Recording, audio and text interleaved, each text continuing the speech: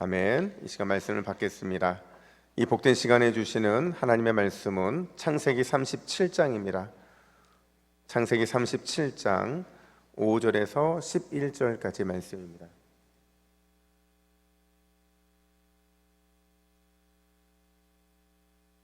구약 성경 56면에 있는 창세기 37장 5절에서 11절까지의 말씀, 하나님의 꿈이라는 제목으로 오늘 말씀을 받겠습니다.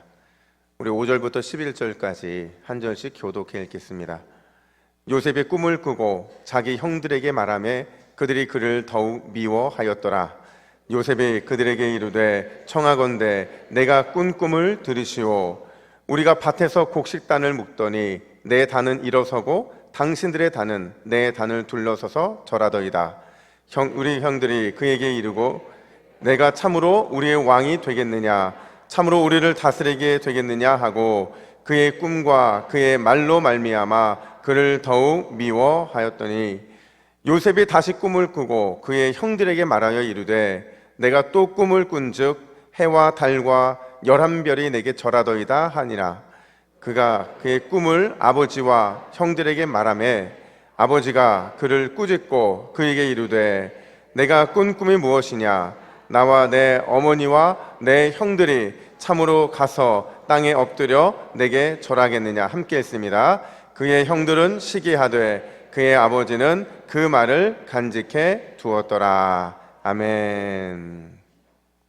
할렐루야. 우리 옆에 분들에게 이렇게 인사하겠습니다. 당신에게서 은혜의 향기가 납니다. 당신에게서 은혜의 향기가 납니다. 여러분 실제로 은혜의 향기가 나시죠? 예, 나는 줄로 믿습니다. 한국의 목사님들이 미국의 한 유명한 교회를 방문을 했다고 해요. 교회 이곳저곳을 둘러보니까 너무 좋은 거예요. 너무 좋은 거예요. 근데 더 좋은 거는 목사님이 교회를 이렇게 세우기까지에 대한 설명을 듣는데 너무 은혜가 되는 겁니다. 그래서 그 말씀을 듣다가 한 목사님이 큰 감동을 받고 이런 축복의 인사를 하는 거예요. 뭐라고 인사했냐면, 목사님의 모든 꿈이, 그 목사님 마음에 있는 모든 꿈이 생전에 다 이루어지기를 바랍니다. 여러분 얼마나 감동을 받았으면 이런 축복의 말을 하겠어요. 여러분 이보다 더 큰 축복이 어디 있겠습니까? 근데 이 말을 들으신 그 목사님께서 갑자기 막 손세를 치면서 아니라는 거예요. 근데 뭐라고 말씀하시냐면, 아니요, 절대 그래서는 안 됩니다. 저는 죽는 그 순간까지 계속 이루어야 할 제 꿈이 이루어지지 않기를 바랍니다. 이렇게 말했다는 거예요. 무슨 말이에요? 죽는 그 순간까지 제 꿈이 이루어지지 않기를 바란다는 게 무슨 말이에요? 죽을 때까지, 그 죽음으로 인생이 끝날 때까지 나는 계속 꿈을 꾸겠다라는 얘기예요. 꿈이 없어서, 꿈을 다 이루어서 목표 없는 인생이 되느니 차라리 꿈이 더디 이루어지더라도 목표 있는 인생이 되고 싶다, 이 말을 하셨던 겁니다. 여러분 우리는 저마다 꿈을 꾸며 살아가요. 여러분도 꿈이 있으시죠? 나름 인생의 목표와 계획이 다 있다는 겁니다. 저도 나름의 꿈이 좀 있었어요. 아주 어렸을 때부터 생각해 보니까 진짜 꿈과 함께 살았던 것 같아요. 제가 중학교 때요, 어떤 꿈이 있었냐면, 그때 운동을 하고 있을 때였거든요. 저는 최고의 운동선수가 된 게 꿈이었어요. 최고의 운동선수가 되어서 가장 높은 자리에 서면 그때 가장 최고의 영광을 하나님께 올려드리는 게 제 인생의 꿈이었어요. 중학생이 이런 꿈을 꿨다니까요. 얼마나 멋집니까? 근데 제가 고등학교 가서 이 꿈이 깨졌어요. 이 꿈을 포기하고 제가 기자가 되고자 했어요. 왜 기자가 되고자 했는지는 정확하게는 모르겠지만 그 당시에 고등학생의 눈으로 보니까 세상이 너무 부조리한 거예요. 세상이 너무 엉망인 거예요. 이거 고쳐보고 싶은 거죠. 기자가 돼서 펜의 힘으로 이 모든 것을 고칠 수 있다는 당돌함을 가졌던 게 제 고등학교의 꿈이었어요. 대학생 때는 선교사가 되는 게 꿈이었어요. 너무 많이 변하죠? 어떤 선교사가 되기를 원했냐면, 저 북한이 열리면 저 북한에 가서 복음을 들고 복음을 전하는 그런 북한 선교사가 되기를 원했어요. 그래서 제가 복음을 전함으로 어둠과 절망의 땅이 빛과 소망의 땅으로 변화되는 걸 막 꿈꾸면서 그렇게 대학생활을 보냈던 것 같아요. 여러분 목사가 되어서, 특히 지금 동부교회 담임 목사가 된 저의 꿈이 뭔지 아세요? 뭔지 아세요 여러분? 제 꿈은 우리 동부교회가 하나님이 기뻐하시는 교회가 되는 겁니다. 그냥 하나님만 기뻐하시는 교회가 되는 게 아니라 우리 성도들이, 여러분들이 참 행복한 교회가 됐으면 좋겠어요. 교회에 오는 것만으로 막 가슴이 뛰고 와서 하나님 만나는 기쁨으로 가득한 그런 교회를 만드는 게 저의 꿈이었다고요. 여러분, 이 꿈이 어떻게 이루어질 것 같습니까? 다시 이 정도로는 제가 약해서, 여러분, 저의 이 꿈이 이루어질 것 같아요? 예, 제가 기대했던 것보다 하나님이 훨씬 더 놀랍게 응답하실 줄로 믿습니다. 그럼 여러분들의 꿈은 뭐예요? 여러분들은 어떤 꿈을 꾸며 어떤 꿈을 향해 살아가고 있습니까? 어떤 비전을 가지고 있고 어떤 갈망하는 소원이 여러분 안에 있느냐 하는 겁니다. 여러분, 꿈이 있다는 거는요, 비전이 있다는 것은, 소원이 있다는 것은 희망이 있다는 거예요. 꿈이 있고 비전이 있고 소망이 있어서 희망이 있다는 거는 우리 안에 믿음이 있다는 겁니다. 그래서 히브리서 11장 1절은 이렇게 말을 합니다. 우리 같이 읽습니다. 시작. 믿음은 바라는 것들의 실상이요 보지 않는 것들의 증거니. 아멘. 여러분, 여기서 바라는 것들이라는 게 뭐냐면요, 이게 꿈이고 소망이고 비전이라는 겁니다. 그러니까 한마디로 말하면 믿음과 꿈은 서로 연결되어 있다는 거예요. 믿음 따로 꿈 따로가 아니고, 믿음 따로 비전 따로가 아니고, 이 꿈과 비전은 항상 믿음과 함께 가고 있다는 걸 말해주고 있는 거예요. 그래서 어떤 신학자가 뭐라고 말했냐면 이렇게 말을 합니다. 이 세대는 종교가 부족해서 망하는 게 아니라 하나님을 향한 꿈이 부족해서 망할 것이다. 종교가 부족해서 망하는 게 아니라 뭐 때문에 망하게 될 거라고요? 하나님을 향한 꿈이 부족해서, 꿈꾸지 않는 자들이 너무 많아서 그래서 망하게 될 수도 있다라는 경고의 메시지를 주고 있는 겁니다. 여러분, 다시 묻습니다. 여러분들은 꿈과 비전이 있습니까? 있다면 어떤 꿈과 비전을 간직하며 살아가고 있습니까? 오늘 본문에는요, 꿈으로 가장 유명한 한 사람이 등장을 해요. 그게 누구죠, 여러분? 요셉입니다. 우리 요셉 하면 우리는 늘 이 단어가 따라다니잖아요. 그게 뭐예요? 꿈이잖아요. 그래서 요셉을 향해서 뭐라는 별명을 지어졌냐면 꿈꾸는 자라는 그런 별명이 주어져 있어요. 여러분, 이거 누가 지어준 줄 아세요? 요셉의 형들이 지어준 거예요. 아버지 심부름을 형들에게 오고 있는 그 요셉을 바라보면서 형들이 뭐라고 말을 하냐면, 오늘 본문 뒤편에 보면 19절에 있는데 이 19절에서 이렇게 말합니다. 같이 읽습니다. 시작. 서로 이르되 꿈꾸는 자가 오는도다. 여러분, 꿈꾸는 자가 오는도다. 그러니까 형들은 얘를 지금 다 꿈쟁이로 알고 있는 거죠. 이걸요, 여러분, 오늘 본문을 새번역 성경은 뭐라고 번역하냐면, 야, 저기 꿈꾸는 녀석이 온다, 이렇게 번역을 하고 있어요. 여러분, 좋은 의미일까요? 나쁜 의미일까요? 야, 저기 꿈꾸는 녀석이 온다, 이게 형들이 한 말인데 좋은 의미예요? 나쁜 의미예요? 나쁜 의미예요. 그냥 나쁜 의미가 아니라 아주 비꼬는 겁니다. 그의 꿈을 비꼬는 것이고 그 자체를 비꼬는 거예요. 그리고 이 말의 뉘앙스 속에는 형들의 상한 감정, 동생을 향한 미움의 감정이 섞여 있는 거죠. 왜? 형들은 자신의 동생을 미워하고 그의 꿈꾸는 것을 비꼬는 것일까? 그 이유는 꿈 때문에 그래요. 꿈 때문에. 어떤 꿈이요? 우리 7절 말씀을 같이 읽겠습니다. 시작. 우리가 밭에서 곡식단을 묶더니 내 단은 일어서고 당신들의 단은 내 단을 둘러서서 절하더이다. 아멘. 우리 9절 하반절도 같이 있습니다. 시작. 내가 또 꿈을 꾼즉 해와 달과 11별이 내게 절하더이다 하니라.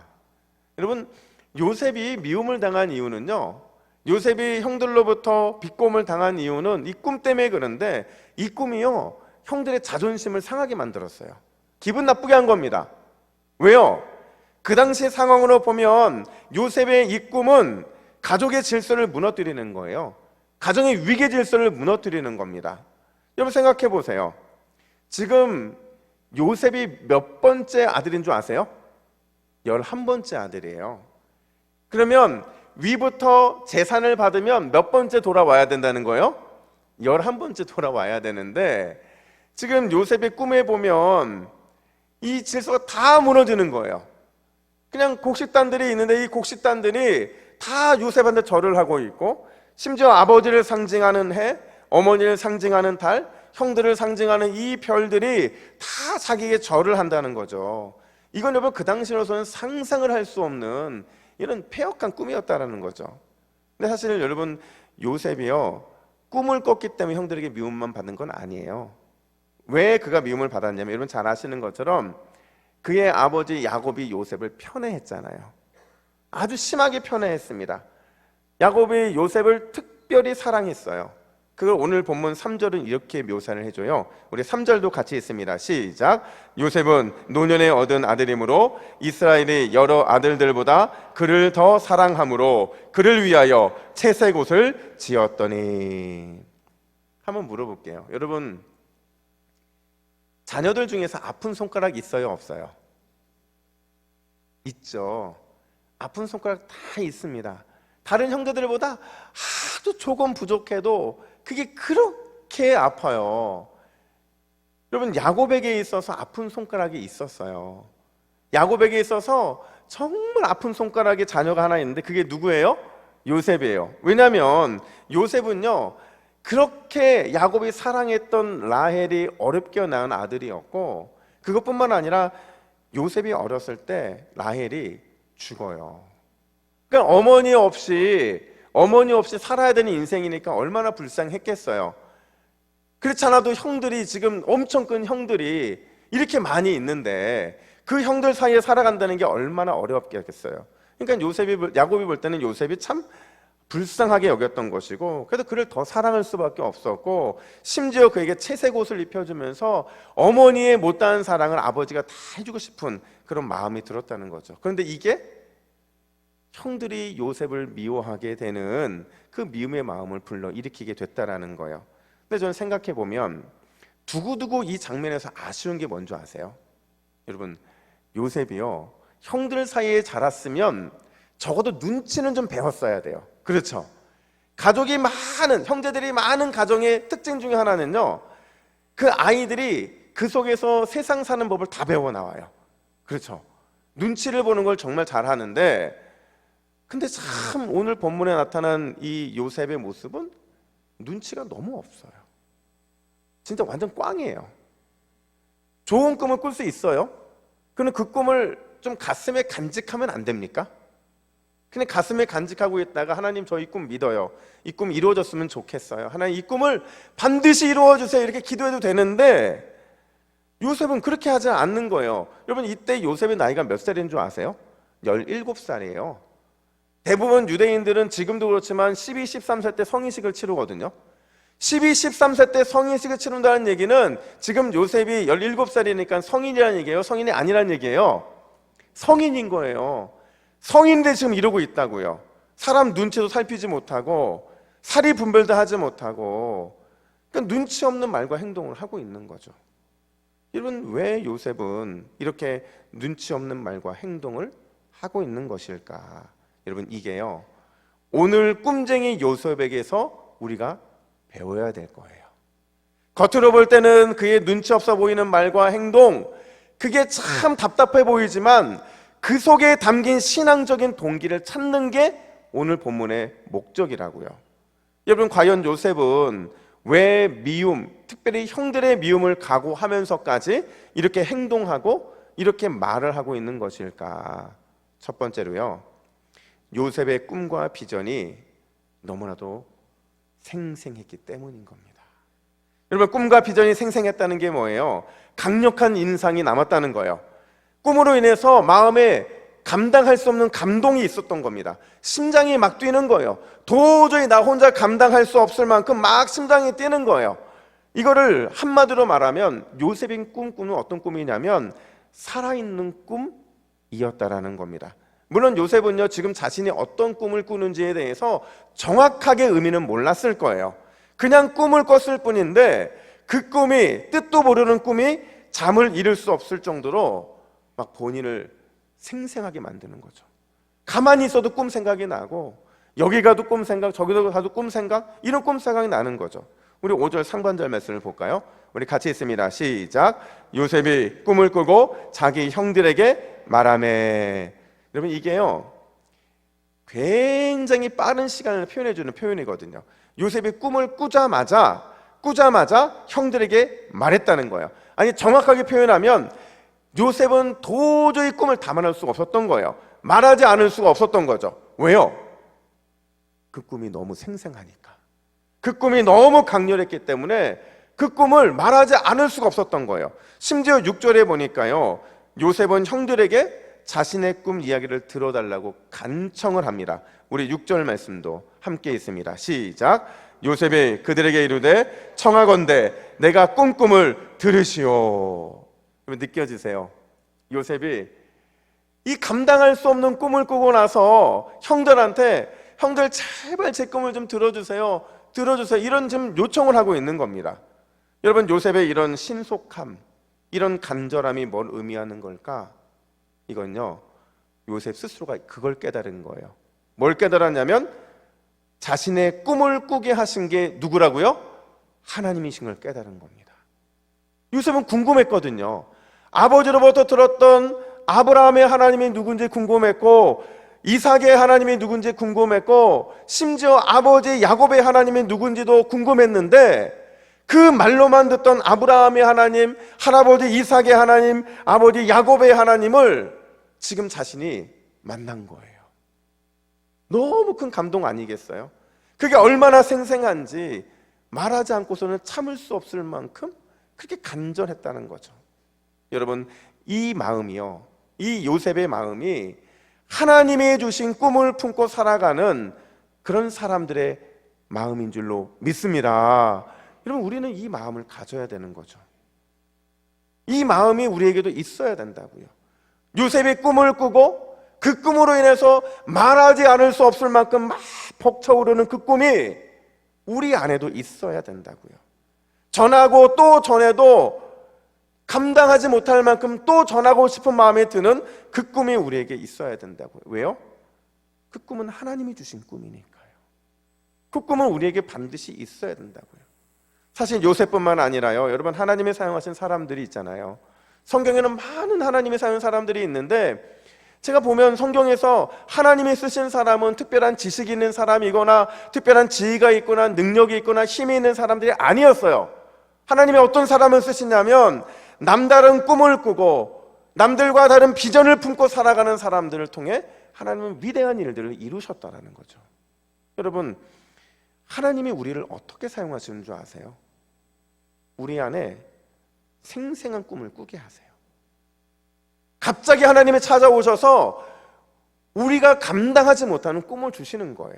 여러분, 꿈은요, 절대로 현실에서 쉽게 이루어질 만큼 그런 정도의 꿈이 아니에요.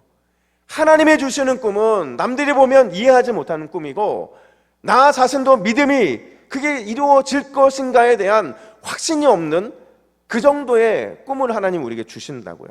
그리고 그 꿈을 따라서 간절히 기도하게 하세요. 5년이 지나도 10년이 지나도 20년이 지나도 그 꿈을 향해서 간절히 기도하게 하시죠. 그리고는 결국에는 그 생생한 꿈이 현실이 되어서 우리의 삶에 이루어지는 축복을 하나님이 주신다는 겁니다. 이게 하나님의 꿈을 꾸는 사람들에게 나타나는 현상이라는 거예요. 바울은 이걸 어떻게 표현하느냐? 우리 빌립보서 2장 13절 말씀을 같이 읽습니다. 시작. 너희 안에서 행하시는 이는 하나님이시니 자기의 기쁘신 뜻을 위하여 너희에게 소원을 두고 행하게 하시나니. 할렐루야. 너희에게 소원을 두고 행하신대요. 이 말은 하나님의 꿈과 비전과 소망이 누구에게 있다고요? 우리 안에 있는 겁니다. 저와 여러분 안에 하나님의 꿈이 있고, 저와 여러분들 안에 하나님의 비전이 있고, 저와 여러분들 안에 하나님의 소원이 있는 줄로 믿습니다. 이 관점으로 다시 한번 요셉의 이야기를 보세요. 형들이 요셉을 미워했던 이 이유가요, 아버지의 편애 때문이 아니었어요. 요셉이 꾼 꿈 때문도 아니었고, 진짜 요셉을 미워한 이유가 뭐냐? 요셉만 꿈을 꿨기 때문에 그런 거예요. 형들은요, 요셉의 꿈, 그 아주 조금도 꾸지 못했기 때문에 거기에서 그들이 이 시기심이 생겼던 거예요. 아니, 왜 우리에게는 꿈으로 나타나지 않으시고 왜 요셉에게만 꿈으로 나타났냐고 그 마음이 그들에게 있었던 거죠. 여러분, 그 당시는 말씀이 없던 시대였잖아요. 말씀이 없던 시대에 하나님이 자신의 뜻과 계시를 어떻게 나타났겠어요? 직접 찾아가 주셔서 만나 주시던지 아니면 꿈을 통해서 말씀하셨는데 요셉에게만 오늘 그 뜻과 계시가 꿈으로 나타난 거예요. 몇 번이요? 2번에 걸쳐서. 여러분, 2번이라는 거는 성경에서 반드시 이루어지는 꿈이거든요. 그리고 특별히 이 꿈의 주인공은 누구예요? 요셉이고 그의 형들은, 가족들은 조연도 아니고 완전히 엑스트라였거든요. 당연히 시기와 분노 그리고 질투가 느껴질 수밖에 없었던 거죠. 결국 요셉에 대한 형들의 미움은요, 영적인 이유 때문에 일어났다라는 겁니다. 제가요, 저희 교회에 와서는 거의 그렇게 하지 않는데 이전 교회에 있을 때 제가 어르신들 만나거나 어르신들 신방할 때 정말 뜬금없이 던지는 질문들이 있었어요. 그게 뭐였냐면 이거였어요. 어르신, 꿈이 뭐예요? 이렇게 물어요. 그럼 어르신들이 어떤 반응을 하신 줄 아세요? 처음에는 당황해요. 저를 바라보면서 무슨 말을 찾아야 되는데 말을 못 찾으시다가 이렇게 말씀하세요. 목사님, 우리 나이에 꿈이라니요. 그럼 제가 다시 물어요. 어르신, 그럼 비전은 뭐예요? 이렇게 물어요. 그 다음부터 말을 잃어버리시는 겁니다. 근데 그분들한테 뭐라고 말씀드리냐면, 잘 들으세요. 꿈과 비전이 있어야 하나님이 이 땅에 살아갈 이유를 주시는 거예요. 꿈과 비전이 있어야 이 땅에 살아갈 이유가 있다고요. 근데 꿈과 비전이 사라지면 하나님이 우리를 언제 데려갈지 몰라요. 그리고 다시 물어요. 어르신, 꿈이 뭐예요? 막 당황하세요. 만약 꿈이 없다고 하면 하나님 빨리 데려가실까 봐 그 두려움에 막 긴장을 하시는 거죠. 여러분, 제가 서두에 말씀드렸잖아요. 여러분들은 꿈이 있으세요? 다 데려가시겠네요, 하나님께서. 다시, 여러분 꿈이 있으세요? 예, 다 꿈은 있을 겁니다. 꿈은 기도의 제목이고 꿈은 우리가 그렇게 간구하고 구하고 있는 비전이라고 말할 수가 있어요. 근데 여러분, 성경에는요, 많은 위대한 인물들이 있는데 이 위대한 인물들이 나이와 상관없이 꿈과 비전을 가진 사람들입니다. 생각해 보세요. 어린 시절에 꿈을 가졌던 사람도 있지만 성경에 등장하는 많은 굵직한 믿음의 선배들은 나이와 상관없이 꿈을 꾸고 비전을 향해 달려나갔어요. 여러분, 믿음의 조상 아브라함이 몇 세에 하나님의 부름을 받았어요? 75세잖아요. 75세의 꿈과 비전을 꾼 거예요. 모세는 몇 살에 출애굽이라는 비전을 봤죠? 80세에. 갈렙은요, 85세에 헤브론 산지를 개척하는 꿈을 꿨죠. 다니엘은요, 다니엘은 젊어서부터 나이 들어 죽을 때까지 그 숨이 멈추는 순간까지 꿈을 꿨던 사람이 바로 다니엘이었잖아요. 여러분, 그렇다고 한다면 꿈이 나이와 상관이 있어요? 없어요? 없는 겁니다. 비전이 나이와 상관이 있어요? 없어요? 없는 겁니다. 우리가 늘 기억해야 되는 건, 만약 여러분 주님이 여러분을 찾아오셔서 얘야 너는 꿈이 뭐니라고 물어봤을 때 과연 여러분들은 어떤 꿈이냐, 이게 하나님 이 꿈이 저에게 있습니다 라고 말할 수 있는 꿈이 준비되어 있느냐는 거예요. 일전에 신방을 갈 때요, 수능 신방이라는 걸 했거든요. 근데 이 수능 신방이라는 게 뭐냐면 수험생들을 만나든 수험생들의 부모들을 만나서 그들을 위로와 격려하는 신방을 하는데요, 순장님 한 분과 같이 이제 가고 있었어요. 근데 가는 도중에 순장님이 막 설명해 주시는 거예요. 이 가정의 첫째는 어디 갔고 둘째는 어디 갔고 막내가 있는 데가 성적이 조금 부족해서 지금 믿음이 좀 떨어지려고 하는 찰나에 있어요. 목사님 가셔서 많이 권면하고 위로해 주시면 좋을 것 같아요, 그러시는 거예요. 그래서 제가 그 말을 듣고 딱 가서 막 권면을 했죠. 말씀으로 권면을 하고 막 이러는데 그 어머니가 믿음이 약하다 보니까 잘 못 받아들이시는 거예요. 그래서 제가 뭐라고 했냐면, 어머니가 깨어서 어머니가 믿음의 확신을 가지고 꿈과 비전을 봐야 아이들 따라가지 않겠냐고, 믿음으로 보라고 막 이랬는데 그 얘기를 듣고 있는 당사자는 아무 반응이 없는데 같이 따라간 순장님이 아멘 아멘 하시는 거예요. 그래서 제가 그 순장님 아이가 공부 되게 못했거든요. 그래서 저도 그 아이가 제발 대학에만 가게 달라고 기도했었는데, 근데 놀랍게도 제가 돌아오는 길에 순장님께 물었어요. 순장님, 왜 이 성도님한테 제가 이 말씀 선포한 건데 왜 순장님이 자꾸 아멘 아멘 해요? 그랬더니 순장님이 뭐라고 하신 줄 아세요? 목사님, 이거 저에게 주면 안 돼요, 이 말씀? 자기가 그 말씀 갖고 싶다는 거예요. 뭐 선포된 말씀이니까 갖든지 말든지 그래서 그러려고 했는데 여러분, 나중에 수능 다 끝나고 나서 누가 횡재했는 줄 아세요? 순장님 자녀가 상상도 못할 대학에 진학을 해가지고 저도 깜짝 놀라고 그분도 깜짝 놀라서 하나님의 신묘막측한 은혜를 누리게 됐는데, 여러분, 꿈은 이렇게 중요한 겁니다. 우리가 지금 이 현실에 머무르지 않기 위해서 반드시 꿈을 꿔야 돼요. 그 꿈은 우리 안에 있는 생생한 하나님의 비전이라고 말할 수 있죠. 그 비전을 붙잡고 기도하면, 그 비전을 붙잡고 끝까지 달려나가면 하나님께서 반드시 이루어 주시는 줄로 믿습니다. 만약 여러분들과 저에게 꿈이 사라지면 우리는 진짜 하나님이 언제 데려가도 전혀 어떻게 항변할 수 없는 사람들이에요. 왜요? 꿈이 사라지는 순간 우리에게 주신 하나님의 그 생생한 살아있는 꿈의 성취는 우리에게 없는 거거든요. 그런 사람이 이 땅에 살아갈 이유가 뭐가 있냐는 겁니다. 여러분, 어린아이도 40대도, 제가 40대예요, 50대도 60대도 70대 80대 심지어 100세 때에도 주님 주시는 생생한 꿈과 비전이 우리 동북의 성도님 안에는 있기를 간절히 축복합니다. 그러면 상관없이 하나님 우리를 통해 위대한 일들을 이루신다는 겁니다. 여러분, 두 번째로 요셉의 꿈과 비전은요, 내 꿈이 아니라 하나님의 꿈이었어요. 제가 앞서도 말씀드렸지만 요셉은요, 자신이 꾼 꿈이 도저히 어떤 의미인지 정확하게 몰랐을 거예요. 알 수가 없었을 겁니다. 곡식단들이 왜 자신에게 절하는지, 해, 달, 별들이 왜 절을 하는지 전혀 알지 못했다는 거예요. 그럼에도 불구하고 그는 흥분했어요. 마치 그게 이루어질 것 같다는 확신을 갖게 되었죠. 믿었던 거예요. 왜요? 그 꿈은 하나님이 주신 꿈이기 때문이죠. 하나님이 주신 비전이었기 때문에 요셉은 그거를 꼭 붙드는 겁니다. 근데 오늘 본문에 보면 놀랍게도요, 요셉만 그 꿈을 붙잡은 게 아니라 그 꿈을 붙잡고 믿었던 또 한 사람이 등장을 해요. 우리 11절 말씀 같이 읽습니다. 시작. 그의 형들은 시기하되 그의 아버지는 그 말을 간직해 두었더라. 여러분, 간직했다라는 게요, 철저하게 지켰다는 거예요. 절대 잊지 않았다는 거죠. 누가요? 요셉의 아버지 야곱이요. 여러분, 요셉의 아버지 야곱이 다른 형제들은 아무도 믿지 않는데 왜 그 꿈을 가슴에 간직했을까요? 왠 줄 아세요? 요셉도 꿈꾸는 자였기 때문에, 야곱도 꿈꾸는 자였기 때문에 그래요. 먼저 꿈을 꿨잖아요. 사닥다리 꿈도 꾸고 수많은 꿈들을 꾸면서 하나님이 결국 이루시는 것을 본인이 경험을 했잖아요.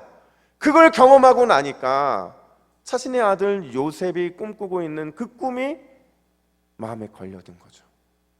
그거에 대한 확신이 있었던 거예요. 그 꿈과 비전을 반드시 하나님께서 이루어 주실 것이라는 그 분명한 확신이 그의 마음에 들어온 겁니다. 여러분, 그 믿음의 결과를 한번 보세요. 요셉이요, 꿈을 꾸고 나서 얼마가 지났냐면 13년이 지납니다. 13년이 지났는데 그 꿈대로 정확하게 성취되는데, 오늘 본문에서 앞으로 쭉 다시 넘어가면 42장 1절에 보면 야곱이 갑자기 뜬금없이 아들들에게 이렇게 말을 합니다. 우리 같이 읽습니다. 시작. 야곱이 애굽에 곡식이 있음을 보고 너희가 어찌하여 서로 바라보고만 있느냐. 지금 기근이에요. 기근인데 갑자기 야곱이 뜬금없이 애굽에 곡식이 있음을 보고 있다, 이렇게 말하고 있거든요. 여러분, 곡식은 누가 갖고 있어요? 지금 요셉이 갖고 있잖아요. 그러니까 아버지가 말하고 있는 게 곡식이 있음이라는 표현은요, 우리는 이야기를 다 알기 때문에 그가 바로 요셉이라는 사실을 알고 있는 거죠. 느낌이 오잖아요. 결국 그의 아들들이 가서 요셉을 만나게 되는데 이렇게 행동합니다. 6절 하반절도 같이 있습니다. 시작. 요셉의 형들이 와서 그 앞에서 땅에 엎드려 절하매. 여러분, 형들이요, 요셉에게 절을 하는데 그들이 원했던 건 요셉이 아니고 요셉이 가지고 있는 뭐예요? 곡식이었어요. 지금 곡식단에 절하고 있는 이 놀라운 꿈이 이루어지고 있는 걸 우리가 보고 있는 겁니다. 요셉도 놀란 거예요. 아, 내 꿈, 첫 번째 꿨던 그 꿈이 진짜 이루어지는구나, 진짜 이루어졌구나 하는 걸 깨달은 거예요. 그래서 그의 깜짝 놀란 반응을 9절 상반절에 뭐라고 표현하냐면 요셉이 그들에게 대하여 꾼 꿈을 생각하고 이렇게 말한 거예요. 13년이 지났잖아요. 그게 이루어질까라는 마음으로 간직해 뒀을 뿐인데 그 꿈이 그의 마음에서 다시 증명이 된 거죠. 아, 하나님이 꿈을 꾸게 하셨다면 반드시 그 꿈은 이루어지는구나. 그 사실을 요셉이 깨달은 거예요. 근데 여러분, 이 믿음의 결과가요, 단지 첫 번째 꿈에서 끝나지 않습니다. 요셉이 꾼 두 번째 꿈이 있잖아요. 그 꿈이 뭐예요? 해와 달과 별들이 절하는 거였잖아요. 여러분, 해와 달과 별들이 절한다는 게 무슨 뜻이냐면 굴복한다는 거거든요. 해, 달, 별은 사실은 어떤 의미냐면 온 땅을 의미하는 거예요. 그러니까 만물이, 온 땅이 굴복하는 거죠. 누구에게요? 요셉에게 굴복하는 거예요. 여러분, 빛을 발하는 광명체가 우리가 알고 있는 건 해와 달, 별밖에 없어요. 이것들이 굴복한다는 것은 이 해와 달과 별들이 비추고 있는 모든 만물이 똑같이 굴복한다는 거거든요. 물론 여러분, 이게 요셉은 자신이 정확하게 어떤 꿈인지 몰랐을 거예요. 근데 장차 이 꿈이 어떻게 성취되냐면요, 요셉은 여기까지는 보지 못했지만 우리는 보는 거예요. 어떻게 성취되느냐? 온 만물이 예수 그리스도 앞에 굴복하는 거죠. 예수 그리스도 앞에 굴복하는 이 모습을 통해서 우리는 구속의 역사를 보는 거죠. 모르겠어요. 요셉이 이것까지 보고 그 마음에 그 감동으로 주님의 부름을 받았는지는 모르겠지만 우리는 정확하게 볼 수 있어요. 이 세상의 모든 만물은 반드시 예수 그리스도의 앞에 무릎 꿇게 될 줄로 믿습니다. 주님이 그 일을 위해서 재림하실 거거든요. 여러분, 요셉이 꿈꾸고 믿은 하나님의 이 꿈은요, 이 구원의 역사는, 구속의 역사는 그냥 요셉을 통해 끝나는 역사가 아니라 우리에게 숙제인 거예요.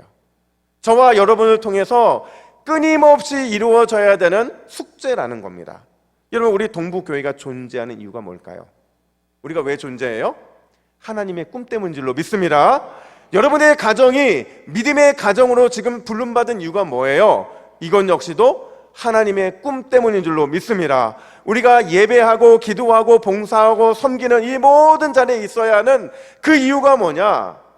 하나님의 꿈을 이루기 위해서 이 자리에 있다라는 거예요. 어떤 꿈이요? 예수 그리스도 앞에, 하나님의 말씀 앞에, 성령의 인도하심 앞에 모든 것이 굴복하고 순종하는 꿈, 그 꿈을 이루어 드리기 위해서 저와 여러분들이 존재한다는 겁니다. 여러분, 저는요 가끔 목양실에서 그런 생각을 해요. 저희 교회 일대 오동훈 원로 목사님이 어떤 마음으로 우리 교회를 세웠을까? 그리고 이대 김준태 목사님이 그 바톤을 이어받아서 어떤 마음으로 우리 교회를 섬겼을까? 근데 저는 그런 마음이 있어요. 그분들이 꿈꿨던 것보다, 그분들이 기대했던 것보다 제가 더 크게 꿈을 꿔야겠다. 더 큰 꿈과 더 큰 비전을 품고 그렇게 나아가야겠다. 그런 생각이 되게 많이 들더라고요. 그래서 제가 부산에 와서 지금까지 거의 빠짐없이 기도했던 제목이 있는데 그게 뭐냐면, 하나님, 우리 지역이 우리 교회의 주인 되신 하나님께, 예수님께 굴복하게 하여 주시옵소서. 단지 이 지역만 그러는 게 아니라 부산이 우리 이 부산의 주인이신 예수님께 굴복하게 하여 주시옵소서. 대한민국의 열방이 예수 그리스도 만물의 주인이신 그분 앞에 굴복하게 하여 주시옵소서. 여러분, 그 일의 중심에 누가 있어야 됩니까? 우리 동부교회가 있어야 되는 줄로 믿습니다. 남들은 비웃을 수 있어요. 뭐 동부교회 뭐 그렇게 크지도 않을 텐데 무슨 전 세계를 품냐. 여러분, 성경에 등장하는 모든 믿음의 사람들은요 처음부터 완전히 없는 바닥에서 시작을 했어요. 근데 우리는 이렇게 많잖아요. 우리 한 사람 한 사람이 주님의 귀한 비전과 꿈을 꾸게 될 때 주님께서는 반드시 우리를 통해서 그 꿈이 마음껏 이루어지는 역사를 보여주실 줄로 믿습니다.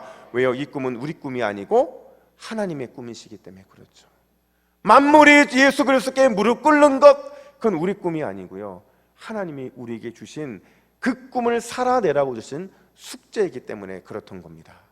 여러분, 제가 25년 전에 예수원이라고 하는 기도원을 방문한 적이 있어요. 이곳에서요, 제가 그 당시에는 25년 전 정말 특별한 거였거든요. 예배실에 딱 보는데 뭐 하나 딱 눈에 띄었는데 뭔지 모르겠는 거예요. 그게 뭐냐면 이거예요. 첫 번째, 여러분 이게 뭐예요? 잘 모르시겠죠? 뭐 그죠? 아니, 요만한데 모르시겠죠? 이게 지금은 알아요. 보세요. 이게 뭐냐면 이거예요. 이게 기도 의자입니다. 기도 의자. 그러니까 여기에 앉아서 기도하라고 놓은 건데, 근데 그때는 제가 이해가 안 되는 거예요. 왜냐하면 기도원이면 기도하러 왔을 텐데 왜 기도 의자가 필요할까? 근데 물었어요. 아니, 왜 기도원에 기도하러 왔는데 기도 의자가 필요합니까? 그것도 한두 개도 아니고 이렇게 많이 필요합니까? 물었더니 그분이 뭐라고 말씀하시냐면 이렇게 말씀하시는 거예요. 왜냐하면 자꾸 삶의 주인이 바뀌니까요. 이걸 보면서라도 삶의 주인이 바뀌는 걸 막고 싶다는 거예요. 오직 예수님만이 우리에게 온전한 순종을 요구할 권리가 있음을 이 의자에 앉아서 기도하면서 잊지 말라는 거죠. 사랑하는 여러분, 예수님만이 우리에게 온전한 순종을 요구할 수 있는 권위가 있는 줄로 믿습니다. 예수님이 우리에게 순종을 요구하신다는 거예요. 어떤 순종이요? 그 꿈, 하나님의 꿈을 이루어 내라는 거죠. 그 꿈 없이 그냥 살아가지 말고 그 꿈을 붙잡고 간절하게 살아가라는 그 말씀을 주고 계신다라는 거예요. 여러분, 내가 먼저 또 우리가 먼저 예수 그리스도의 무릎 앞에 꿇으면, 말씀과 성령의 인도 앞에 무릎을 꿇으면 당연히 세상도 만물도 다 모두 다 예수 그리스도 앞에, 말씀과 성령의 인도 앞에 굴복하고 순종하게 될 줄로 믿습니다. 우리가 그런 도구로 부름받은 거예요. 세상의 모든 만물이 우리를 통해 굴복되고 우리를 통해 순종하게 되는 것, 하나님이 주신, 우리에게 주신 하나님의 꿈이라는 겁니다. 여러분, 하나님이 주신 꿈은 신비한 힘이 있어요. 믿으세요? 하나님이 주신 꿈에는 역사를 창조하는 능력이 있는 줄로 믿습니다. 그렇다고 한다면 이번 한 주 생생한 꿈을 구하세요.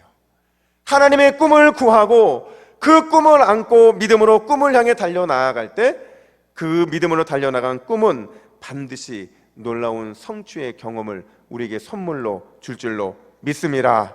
이 믿음으로 살아가는 저와 여러분 되기를 예수님의 이름으로 축복합니다. 아멘. 함께 기도하겠습니다. 하나님 아버지, 요셉에게 주었던 꿈, 그 놀라운 꿈을 우리 동부교회 모든 성도님들에게도 허락해 주시옵소서. 요셉이 보았던 꿈과 비전대로 그대로 이루어지는 그 놀라운 역사를 우리도 볼 수 있게 하여 주시옵소서. 믿음의 눈으로 꿈과 비전을 이루실 하나님을 마음껏 기대하게 하여 주시고, 우리가 올려드리는 작은 기도의 꿈, 기도의 비전이 능력이 되어서 우리의 삶에 축복으로 가득 차고 넘치게 하여 주시옵소서. 이 모든 말씀, 우리에게 생생한 꿈을 가슴에 품게 하여 주실 예수 그리스도의 이름으로 기도하옵나이다. 아멘.